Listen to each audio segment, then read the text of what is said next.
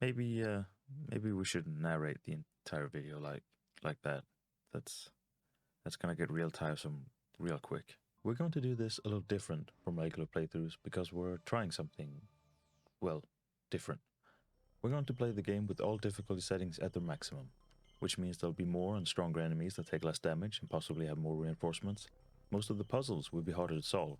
Cyberspace will have a time limit along with harder combat, and there's also a 7-hour time limit to complete the entire game. And it's that 7-hour time limit that got me thinking of doing this first video to explain some things about the game that I might fail to mention as I'm racing against time in a confused panic as I get lost in the Citadel Station for like the 15th time. There's also the hope that by doing this video I will have more understanding of the game as well, especially when it comes to a particular part. Cyberspace. This is cyberspace. Now you can probably guess why I need to study a bit more. Not because I think this landmark game did a poor job at rendering the concept of hacking cyberspace, but because without giant name tags that tell me what everything represents, I'll forget in about 3 minutes. What was I talking about? Oh, right, System Shock. We'll get to technical stuff later, but let's start with the game itself. Released in 1994, it was developed by Looking Glass Studios, who had earlier made Ultima Underworld 1 and 2, when they decided to make another immersive sim game that wasn't dungeon-based. At first they considered setting it in the present time, but realized it would raise a lot of questions about what you could and couldn't do. For example, picking up the phone and calling someone. At this point in history, our selection of mobile phones was a bit sparse, and so we hadn't yet established the time-honored tradition of having a character take out their phone and say, "Weird, there's no reception here." And the landline equivalent of, "Weird, someone must have cut our phone line," is a lot trickier to be blasé about.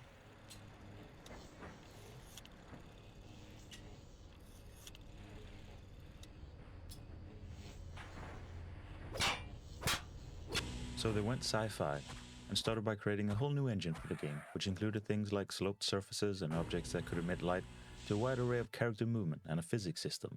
The game also features a dynamic musical score that changes based on the character's actions, and it was either the origin of, or at least helped popularize, the now common found audio log system, which, in the case of System Shock, was itself inspired by a 1915 book by Edgar Lee Masters called Spoon River Anthologies, in which characters from the fictional town of Spoon River narrated their own epitaphs. While there were other games before System Shock that had logs, like video logs in Carmine from 86-87, or radio calls in Metal Gear from 87, from what I can find it seemed as if they were image and text based. The floppy disk version of System Shock was also limited text. The CD version, released later, featured the logs with actual audio. Unfortunately, a lot of people's first experience with System Shock was that voiceless version. And speaking of voices, the game also featured Shodan, voiced by Terry Brocious, who would go on to voice act in as well as co-write the Thief and Dishonored games. Our very memorable antagonist runs the station we're currently trapped in. Shodan sees and controls all, but by taking down the eyes and CPUs throughout the Citadel Station, we hope to reduce some of her power.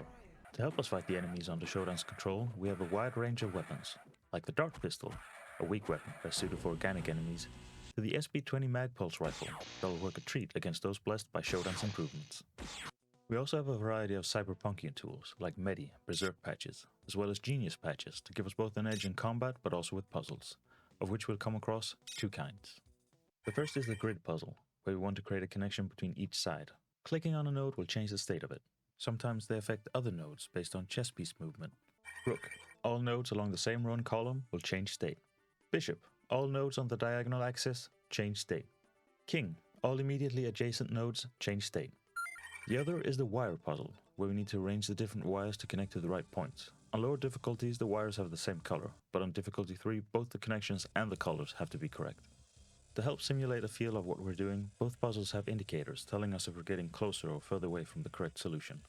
Which leads us to cyberspace. Once our neural interface is jacked into the system, we'll be drifting through it on the data currents of the net. Slightly faster than usual because of our difficulty level. Our meta health will be under threat from security programs. If we die in here, we will be booted out and we may have to face real-world effects. We will also, as mentioned earlier, be under a shorter time limit. At our disposal, we'll have an assortment of wares, from one-time teleport back to our net entry point, to weapons like Pulsar and Cyber Shield for combat against security subroutines. So let's go over the various icons we'll find in cyberspace. And don't worry if you don't end up remembering all of them. I know I won't either. These colored rectangular cuboids are various pickups. They're color-coded by category, but there's a small snag that messes up that system. Or maybe I just don't understand it, or I'm dealing with limited knowledge. Keep in mind that this is all based on my sparse experience with the game. Maybe there's more color variables that I haven't seen yet, And if so, I hope we see them during the actual playthrough. But let me try and break it down. First, the offensive category red, that includes Pulsar and Ice Drill. Pulsar is a cyber weapon that fires a burst of digital trash at hostile programs in order to corrupt their integrity until it causes them to crash. Ice Drill, as the name suggests, is for piercing ice. Intrusion countermeasures electronics in order to access the data within. In-game, ice is represented by blue wireframe surrounding the software. Next group is defensive software, which is where I first ran into trouble with categorizing, because I'd found them in both light and dark blue versions, and I didn't get what their defining feature were, especially as some appeared in both types of blue instead of just one of them. But after realizing that there were occasional light red Pulsar and Ice Drill, and seeing how it was organized in the inventory, I came to the conclusion that the shade did not matter. These were all blue. Decoy evasion, which was the first one I found in both shades while gathering info, allows us to evade damage with the help of a decoy. Yeah, it's pretty self-explanatory, isn't it?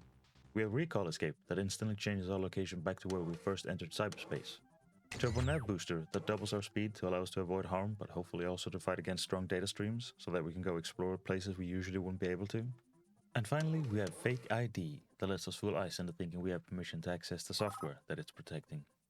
Now we reach the two final pieces of software that messed up my system so far. The first is Cyber Shield, which, as you can probably guess, is to protect us from harm in cyberspace. You thought I was going to say shield us from harm, didn't you? This sounds like the definition of defensive software, but I never found it in blue form.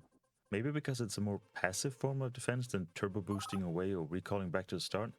I only found these in either brown or yellow, but as you can see, it takes up a separate section of the inventory, whereas red and blue have their own. Which is fine. This section is then the brown/yellow one, and this final section that contains mini-games that you can pick up and play consists of software icons that show up as green, grey, brown and yellow. Yeah, that stumped me. Maybe there's a connection I don't see, maybe there's more varied color designations that I just haven't seen, maybe both.